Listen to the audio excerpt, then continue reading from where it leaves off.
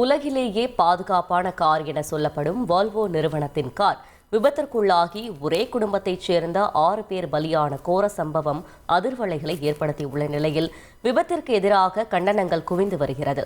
இதன் பின்னணி என்ன பார்க்கலாம் விரிவாக.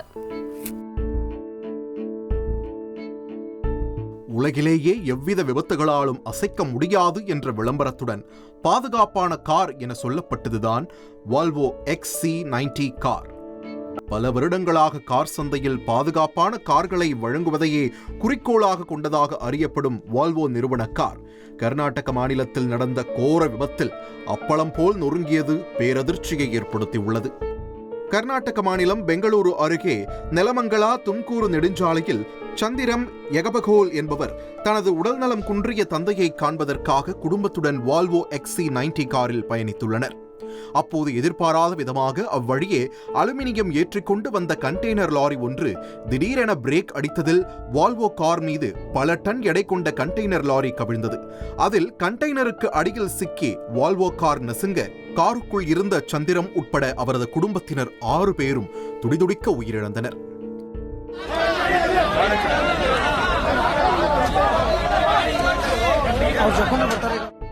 விபத்தில் உயிரிழந்த சந்திரம் IAST சாஃப்ட்வேர் சொல்யூஷன்ஸ் நிறுவனத்தின் CEO என தெரிய வந்துள்ள நிலையில் அவரது பின்னணி சோகத்திற்குள்ளாக்கியுள்ளது. தனது கனவு காரான வால்வோ XC90 காரை ஆசையாக வாங்கியுள்ளார் சந்திரம். 1 கோடி ரூபாய் மதிப்பிலான காரை கடந்த சில மாதங்களுக்கு முன்னரே அவர் வாங்கிய நிலையில் புது காரை குடும்பத்துடன் வரவேற்ற காட்சிகள் வெளியாகி மனதை ரணமாக்கியுள்ளன.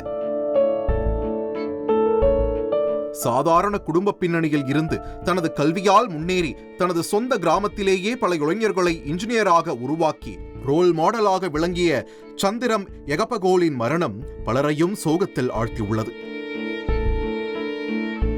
அதே வேளையில் விபத்து தொடர்பாக கண்டனமும் எழுந்து வருகிறது.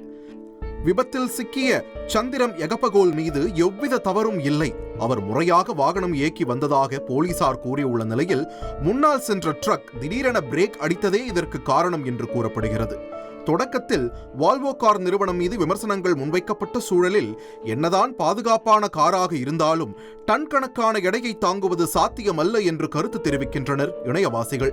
குறிப்பாக இதுவரை உலகிலேயே வால்வோ கார்கள் 10க்கும் குறைவான விபத்துகளில் மட்டுமே சிக்கியுள்ளன. அதில் ஒரு பயணிக்கு மட்டுமே லேசான காயம் ஏற்பட்டுள்ளது. இப்படி இருக்க பெங்களூருவில் நடந்த விபத்துதான் வால்வோ கார் நிறுவன வரலாற்றில் ஏற்பட்ட முதல் உயிரிழப்பாக கருதப்படுகிறது.